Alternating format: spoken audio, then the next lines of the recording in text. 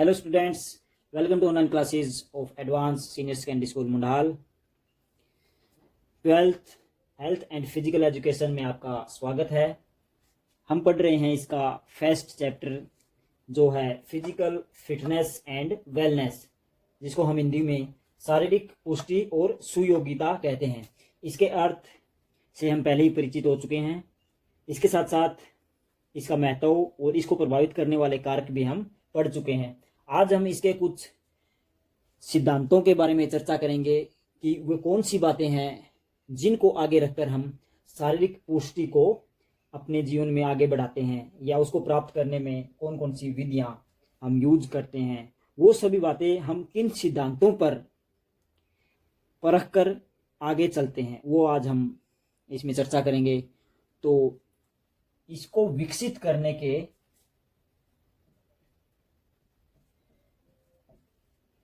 शारीरिक पुष्टि को विकसित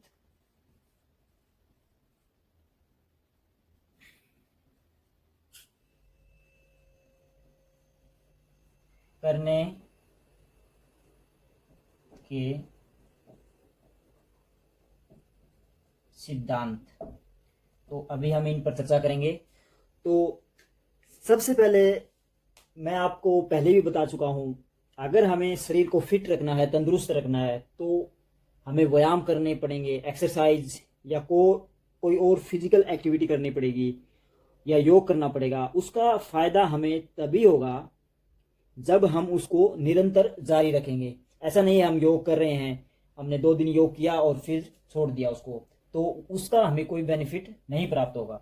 तो सबसे पहले हमें इसका फर्स्ट सिद्धांत ये मानकर चलना होगा कि हमें किसी भी एक्सरसाइज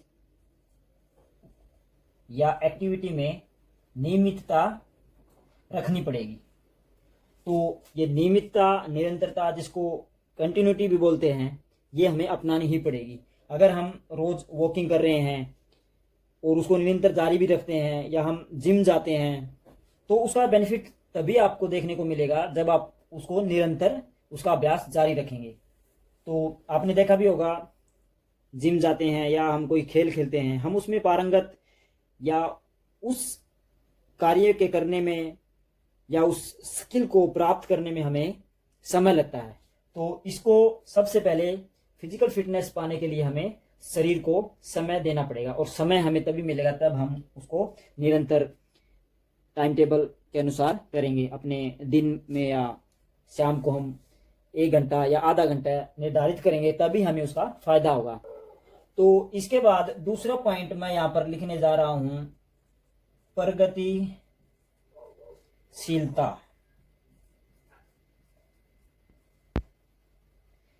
तो भाई ये प्रगतिशीलता क्या चीज है? जब भी हम कोई एक्सरसाइज करते हैं या कोई भी खेल क्रिया, रनिंग लगा लो या एथलेटिक्स की कोई भी हम क्रिया करते हैं, तो उसमें मैंने पहले भी बताया था आपको कि जाते ही हम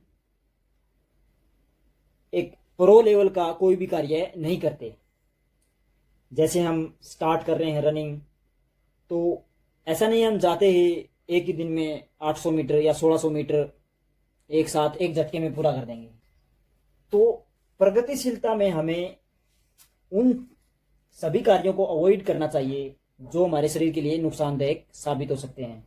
उससे हमारे शरीर में कहीं भी चोट लगने की संभावना बढ़ जाती है या हड्डियों में फ्रैक्चर आने की भी संभावना बढ़ जाती है, क्योंकि जो हमारी मांसपेशियां हैं उस कार्य के प्रति या उस कार्य करने में आदी नहीं है, तो वो उन पर अनावश्यक दबाव डालता है जो हम अधिक कार्य करते हैं। तो हमें एक प्रगतिशीलता का सिद्धांत अपनाना चाहिए।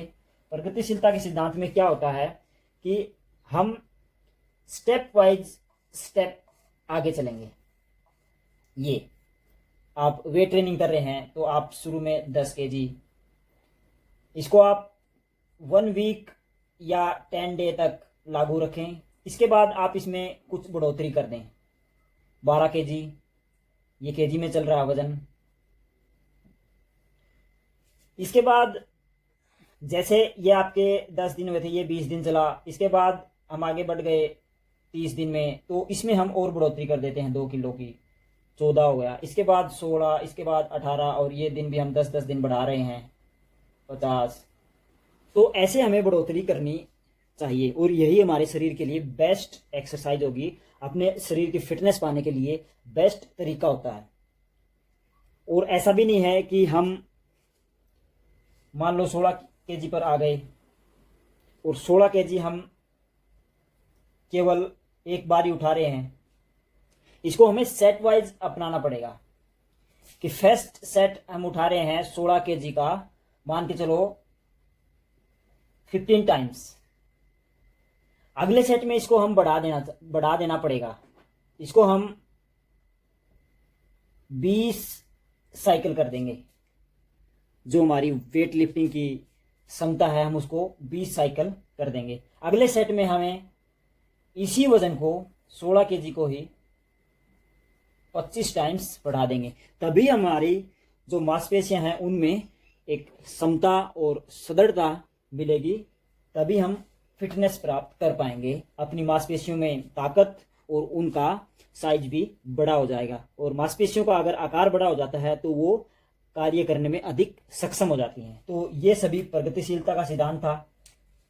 इसके आगे मैं लिख रहा हूं आयु और लिंग।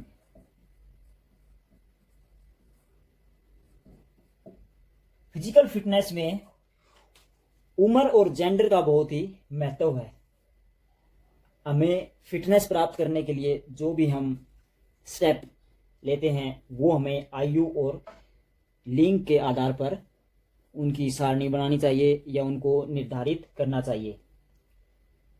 हम किसी कम एज के एथलीट को या जो प्रशिक्षण लेना चाहता है उसको हम अधिक भार या अधिक मार्ग क्षमता से उससे कोई भी ट्रेनिंग नहीं करवाएंगे। ऐसे ही यह सिद्धांत जेंडर पर भी निर्भर करता है। एक ही उम्र के लड़के और लड़कियों में भी फर्क होता है। अगर हम किसी लड़के को बोल रहे हैं कि आप 20 केजी वजन उठा सकते हो, तो एक औसत धारणा के अनुसार वो 20 केजी वजन उठा भी लेगा और उसको प्रशिक्षण करते करते 30 मिनट पूरा भी कर लेगा। मगर हम लिंग के आधार पर किसी गर्ल्स को अगर 20 केजी वजन और उसी मार्ग क्षमता 30 मिनट तक कहेंगे तो यह उसके लिए बहुत ही चुनौतीपूर्ण कार्य हो जाएगा। तो हमें ऐसी समय सारणी, टाइम टेबल या प्रशिक्षण का जो तरीका है उसको ऐसे निर्धारित करना चाहिए कि वह आयु और लिंग के समानुपाती हो। तो आगे बढ़ते हैं। अगला पॉइंट मैं लिख रहा हूं यहां पर वार्मिंग अप। वार्मिंग अप, तो इस डेफिनेशन से आप परिचित भी होंगे, क्योंकि जो आपकी एज है, आप 12th क्लास में हो, तो यह सभी फिजिकल के लिए या फिजिकल ट्रेनिंग के लिए बहुत ही आवश्यक, बहुत ही इम्पोर्टेंट टाइम है। तो वार्मिंग अप से हमारा क्या मतलब है? वार्मिंग अप वो एक्टिविटी है जो हम किसी बड़ी एक्टिविटी या कोई बड़ा कार्य करने से पहले करते हैं। क्योंकि अगर हमें कोई कहे कि ओलंपिक में आपको 200 केजी वजन उठाना है, हमको नहीं तो कोई ट्रेंड एथलीट है, वेट लिफ्टर है, उसको डायरेक्ट 200 केजी वजन उठाने के लिए उसका कोच कभी नहीं कहेगा, क्योंकि उससे पहले उसको कुछ वार्म अप एक्सरसाइज करनी पड़ेगी। वो पहले 50 किलो के वजन उठाएगा, फिर धीरे धीरे 100 केजी वजन उठाएगा, तो अपने शरीर को पूरा वार्म अप करेगा। वार्मिंग अप की 2 टेक्निक होती हैं। Number 1 general warm up.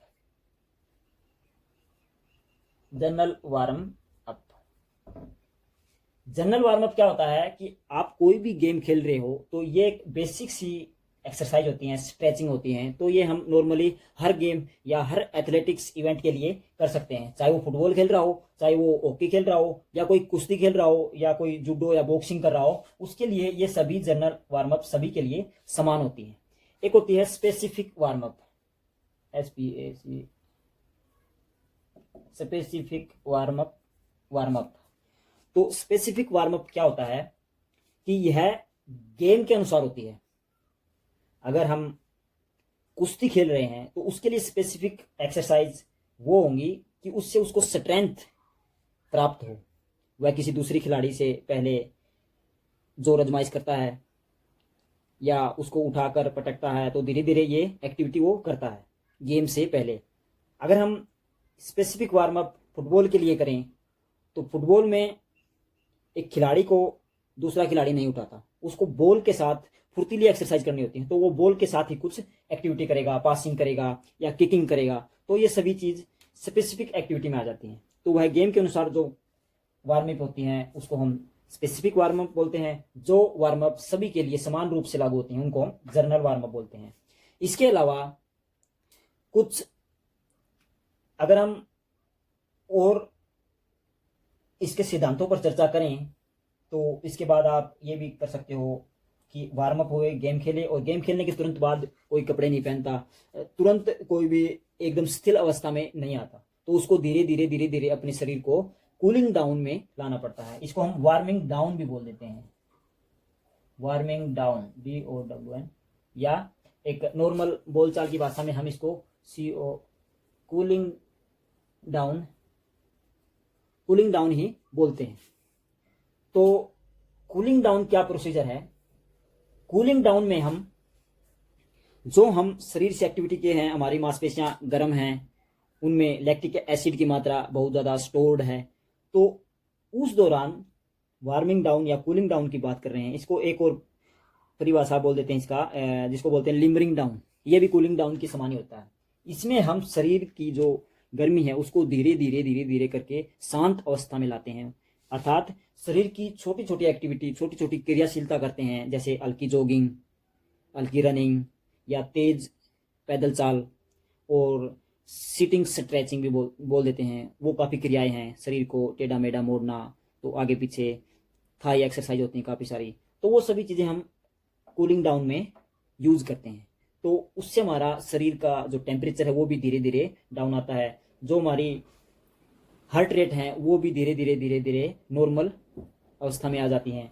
इसके साथ साथ जब भी हम एक्सरसाइज करते हैं तो मांसपेशियों में जो हमारा लैक्टिक एसिड काउंट है वो अधिक हो जाता है। अगर उसको हम डायरेक्ट किसी खेल को खेलकर हम डायरेक्ट ड्रेस पहने और घर की तरफ चले जाएं और बैठ जाएं किसी स्थान पर, उस दौरान वो लैक्टिक एसिड उन्हीं मांसपेशियों में जमा रहता है। तो वह बाद में एक टायर्डनेस, स्टिफनेस, मांसपेशियां कड़ी हो जाती हैं। आपने कभी देखा भी होगा, अगर आप कभी एक्सरसाइज नहीं कर रहे, अगर रनिंग स्टार्ट कर रहे हैं पहले ही दिन, और पहले ही दिन आपने निश्चय कर लिया कि मैं 1000 मीटर दौड़ के आऊँगा, तो आपको अगले दिन बहुत ज़्यादा स्टिफनेस या मांसपेशियों में बहुत ज़्यादा दर्द महसूस होगा। तो वो इसी कारण होता है क्योंकि हमारा जो लैक्टिक एसिड लेवल है वो उस दौरान बहुत ज़्यादा अधिक मात्रा में मांसपेशियों में इकट्ठा हो जाता है। उसको तरीका शांत करने का यही है कि हम वार्मिंग डाउन की जो भी प्रोसीजर है उसको यूज़ करें, ताकि वो लैक्टिक एसिड काउंट है वो धीरे धीरे धीरे धीरे हमारे ब्लड सर्कुलेशन में आ जाए और वो वहाँ से निकल जाए। तो इससे मांसपेशियों की जो स्टिफनेस है, उनका कड़ापन है वो नहीं होगा और दर्द भी नहीं होगा। तो इसके अलावा भी और काफ़ी कारण हैं जो हम आगे लिख लेते हैं। 6 पॉइंट मैं लिख रहा हूँ यहाँ पर। इतनी सारी एक्सरसाइज करने के बाद आपको आराम की भी ज़रूरत होती है, तो आपको उचित आराम भी मिलना चाहिए। अगर आप इतनी सारी एक्सरसाइज कर रहे हैं और आराम नहीं कर रहे दिन भर, तो फिजिकल फिटनेस प्राप्त नहीं कर पाएंगे, उल्टा आप बीमार हो जाओगे। तो उचित आराम भी बहुत ज़रूरी है। इसके आगे है, अगर हम नियमित एक्सरसाइज कर रहे हैं, सभी सिद्धांतों को लागू कर रहे हैं, उचित आराम भी ले रहे हैं, मगर जो हमारा खाने पीने का डाइट है, हमारा पोषण है, वो उचित तरह से नहीं हो रहा, या हम उचित जो हमें मिनरल्स या जो भी ज़रूरी तत्व हैं वो नहीं मिल पा रहे, तो उससे हमारा फिजिकल फिटनेस लेवल बहुत ही डाउन हो जाएगा। उल्टा वो हमारे शरीर के लिए बहुत ही खतरनाक भी होगा। तो उचित पोषण भी हमारे शरीर को मिलना चाहिए, तभी ये सभी क्रियाएं सफल हो पाएंगी। तो फिजिकल फिटनेस का जो सिद्धांत है उसमें हमें उचित पोषण भी मिलना चाहिए। एक आम भाषा में बोल देते हैं कि रेस लगा रहे हैं, सड़क पे दौड़ रहे हैं, भाई फलाना गांव तक दौड़ के आ गया, खाना पीना कुछ है नहीं, तो वो दौड़ या वो एक्सरसाइज हमारे लिए कोई बेनिफिट नहीं रखती। तो हमें उचित पोषण आहार भी उतना ही लेना चाहिए जितना हम जितनी ज़्यादा एक्सरसाइज कर रहे हैं। तो अगले पॉइंट में लिख रहा हूँ, इन सभी कार्यों के दौरान हमारे मस्तिष्क से कई हार्मोन रिलीज होते हैं। तो वो हार्मोन अच्छी तरह से अपना कार्य तभी कर पाएंगे जब हमारी मानसिकता सही होगी। तो मानसिकता भी हमारी सही होनी चाहिए। कई बार आपने देखा भी होगा, आपके घर में या कहीं आस पड़ोस में कोई ट्रेजेडी हो जाती है तो आपके मानसिकता पर बहुत असर पड़ता है। उस दौरान हम कोई भी कार्य अच्छी तरह से नहीं कर पाएंगे। तो अगर हम एक्सरसाइज कर रहे हैं उसके साथ साथ हमारा जो मेंटल एबिलिटी है वो हमारी पॉजिटिव होनी चाहिए। एक पॉजिटिव माइंड के साथ ही हम जो कार्य करते हैं वह सही दिशा में सुचारू रूप से और सही ढंग से होता है। तो ये कुछ मैंने फिजिकल फिटनेस के सिद्धांत थे। आप इन सिद्धांतों पर आगे बढ़कर ही फिजिकल फिटनेस को प्राप्त कर पाएंगे। ऐसा नहीं है घर से लड़ाई करके गया है और स्टेडियम में रनिंग लगा रहा है तो वो उसका हार्मोन लेवल है वो गड़बड़ा जाएगा। तो ये सब चीज़ें आपस में जुड़ी हुई हैं एक दूसरे के साथ, और इन सभी का टोटल हमारे को मिल रहा है एक आउटपुट फिजिकल फिटनेस। अगर हमारा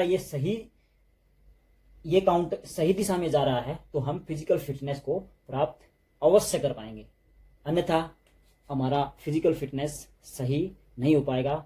उसको विकसित करने का जो सिद्धांत है अगर उसमें गड़बड़ हो गई तो हम शारीरिक पुष्टि को सही दिशा में या सही तरीके से प्राप्त नहीं कर पाएंगे। तो बच्चों अभी आप इसको नोट करना, और मेरे को उम्मीद है कि आपको ये समझ में आ गया होगा। तो आप इसको अगर समझ में ना आया हो तो इसको बार बार देखें और इसको पढ़ें।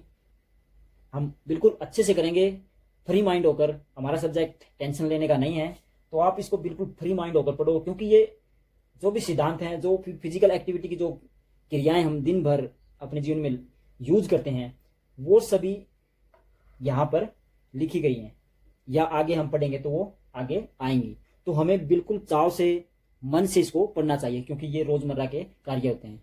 तो बच्चों आज के लिए इतना ही। इसको पढ़ें और अच्छे से समझें।